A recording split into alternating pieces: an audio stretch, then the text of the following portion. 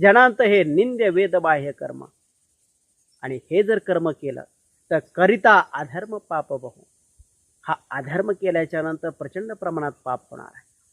मग अशा प्रसंगी राजा दशरथ सांगतायत, आणि राणी कैकेयीच्या मनाची तीव्रता, तिची इच्छा किंवा तिचे डोहाळे किती प्रमाणामध्ये त्याच्या संपूर्ण विचार प्रवाहाला, चिंतनाला धडकावून लावतात.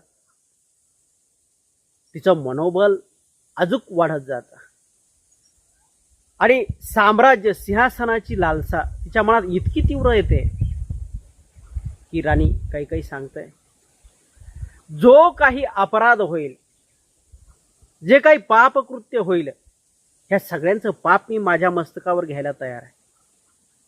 तुम्ही त्याची काळजी करू नका, जे काही होईल त्याला मी जबाबदार आहे. इथपर्यंत